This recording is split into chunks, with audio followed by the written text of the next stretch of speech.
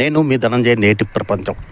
కూటమి ప్రభుత్వం అధికారంలో రాకముందు అంటే ఎన్నికల ప్రచార సమయంలో కొన్ని హామీలని ప్రజలకు ఇచ్చింది. అంటే తన గవర్నమెంట్ ఫామ్ అయిన తర్వాత అంటే కూటమి ప్రభుత్వం ఎన్నికల్లో విజయం సాధించిన తర్వాత మేము అధికారంలోకి వస్తే మేము కొన్ని అంటే ఏవైతే మిమ్మల్ని చెప్పామో అన్నీ కూడా అమలు చేస్తామని కూటమి ప్రభుత్వం ఎన్నికల ముందు మనకి అందరికీ చెప్పడం అనేది అందరికీ తెలిసిన విషయమే. అయితే ఒక్కొక్కటి అంచెలంచెలుగా కూటమి ప్రభుత్వం ఒక్కొక్కటి నిర్వర్తిస్తూనే వస్తుంది. ఇప్పుడు తల్లికి వందనం, next Annadata Sukhibhava, next free bus సర్వీసులు అన్నీ కూడా అంటే ప్రీ బస్ సర్వీస్ అనేది ఆగస్టు 15 కల్లా ప్రతి మహిళలు అందరూ ఉచితంగా ప్రయాణం చేయవచ్చని నిన్ననే చంద్రబాబు నాయుడు గారు చెప్పారు. అయితే ఇంకొకటి ఏంటంటే అన్నదాత సుఖీభవ కూడా మే 12న రిలీజ్ అవుతుందని ఒక అంచనా వేసింది కూటమి ప్రభుత్వం.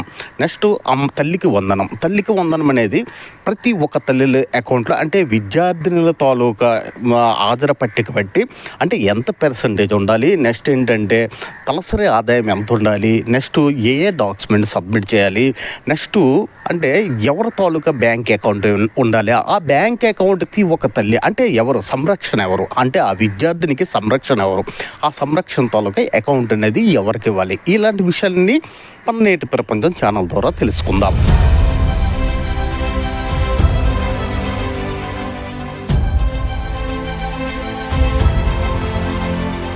జూన్ 12న తల్లికి వందనం పథకాన్ని ప్రారంభించనుంది కూటమి ప్రభుత్వం.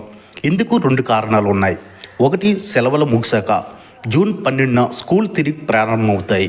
అలాగే ఏపీలో కూటమి ప్రభుత్వం అధికారంలోకి వచ్చింది కూడా జూన్ 12. అదే రోజు రైతుల కోసం అన్నదాత సుఖీభవ కూడా ప్రారంభించబోతుంది. తల్లికి వందనం కార్యక్రమం ద్వారా నేరుగా విద్యార్థుల తల్లులకి సంవత్సరానికి 15,000 రూపాయలు నేరుగా వారి బ్యాంక్ ఖాతాలకే జమ చేయనున్నారు. ఇంతకీ ఈ స్కీమ్కి అర్హులు ఎవరు? ప్రభుత్వ పాఠశాలలో చదివిన విద్యార్థులు, 2 ప్రభుత్వ గుర్తింపు పొందిన ప్రైవేటు పాఠశాల విద్యార్థులు, 3 విద్యార్థుల సంవత్సరం మొత్తానికి 70% హాజరై ఉండాలి, 4 కుటుంబం సంవత్సర ఆదాయం 1,20,000 లోపే ఉండాలి.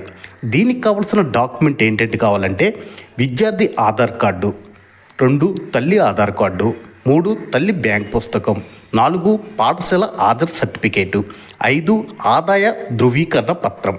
ఇంకా మీకు ఏమైనా అనుమానాలు ఉంటే మీ పాఠశాల ఉపాధ్యాయులను సంప్రదించండి, లేని ఎడల మీ సచివాలయం సిబ్బందిని కూడా సంప్రదించండి.